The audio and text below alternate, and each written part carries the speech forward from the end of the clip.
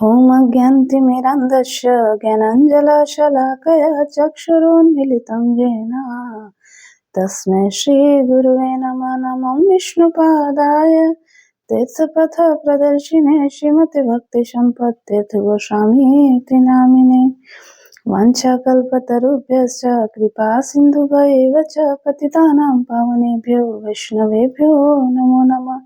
गुरुवे गौरचन्द्राय राधिकाय तदालये कृष्णाय कृष्णभक्ताय तद्भक्ताय नमो नमः। श्री कृष्ण चैतन्य प्रभु नित्यानंद श्री अद्वैत गदाधर शिवासादि श्री गौरभक्तवृंद। हरे कृष्णा कृष्णा कृष्णा हरे हरे, हरे राम राम राम हरे हरे। हरे कृष्णा। अग्रहायण मास के शुक्ल पक्ष की जो एकादशी है उसका नाम मोक्षदा एकादशी है। और जैसा कि इसके नाम से ही पता चलता है कि यह एकादशी मोक्ष प्रदान करने वाली है। यह एकादशी इस वर्ष 11 दिसंबर बुधवार को है और आज के दिन ही गीता जयंती है। अर्थात आज के दिन ही भगवान श्री कृष्ण ने अर्जुन को श्रीमद् भगवत गीता का उपदेश दिया था। भगवान श्री कृष्ण से एक बार युधिष्ठिर महाराज इस मोक्षदा एकादशी का महत्व पूछने लगे तो भगवान श्री कृष्ण ने कहा कि यह मोक्षदा एकादशी सर्व पाप नाशिनी है। इसके श्रवण मात्र से ही व्यक्ति के सभी पाप नष्ट हो जाते हैं और उसे वाजपेय का फल मिलता है। और इसका निष्ठापूर्वक अगर पालन किया जाए तो हमारे पितर जो अधोगति में गए हैं उनको मुक्ति मिलती है। और एक कथा आती है कि प्राचीन काल में वैष्णव सद्गुणों से संपन्न वैखानस नाम के राजा थे। वे अपनी प्रजा का पुत्र के समान पालन करते थे और उनके राज्य में सभी सुख समृद्धि से रहते थे। किसी को किसी प्रकार का दुख नहीं था। राजा ने एक दिन स्वप्न में देखा कि उनके पितर अधोगति में हैं और उनसे निवेदन कर रहे हैं कि किसी प्रकार हमें नरक से उद्धार करें।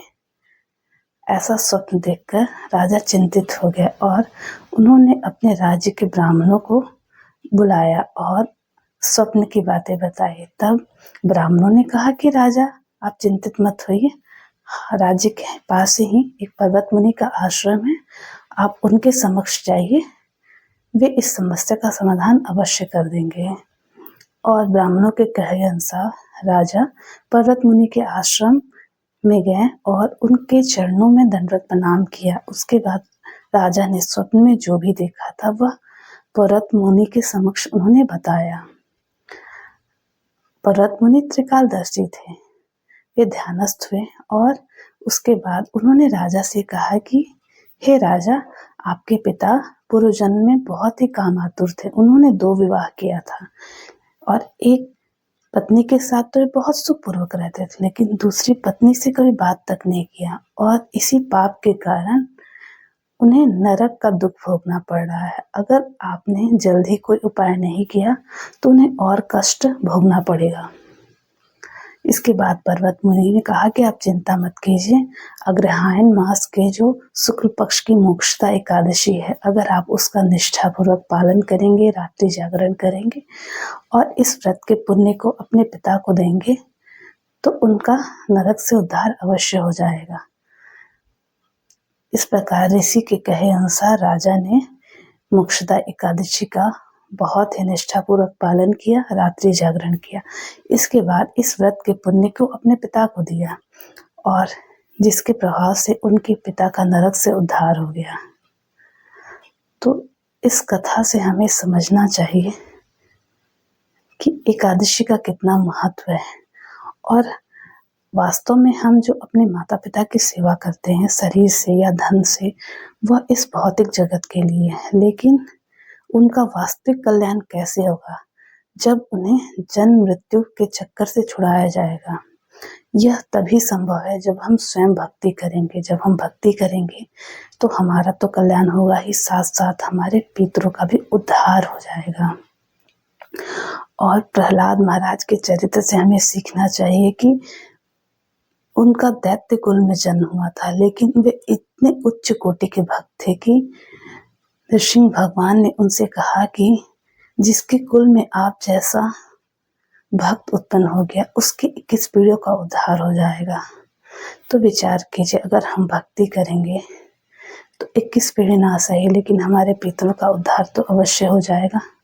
इसीलिए हमें भक्ति अवश्य करनी चाहिए।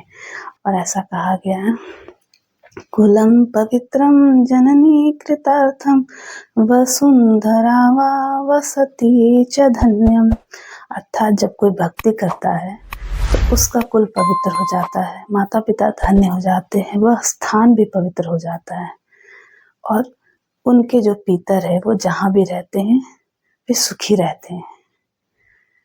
तो हमें समझना होगा कि भक्ति हमारे जीवन में कितना महत्वपूर्ण है और भक्ति का ही एक अंग है एकादशी। इसलिए हमें एकादशी व्रत का पालन बहुत ही प्रेम पूर्वक करना चाहिए। और आज गीता जयंती है। यह गीता क्या है?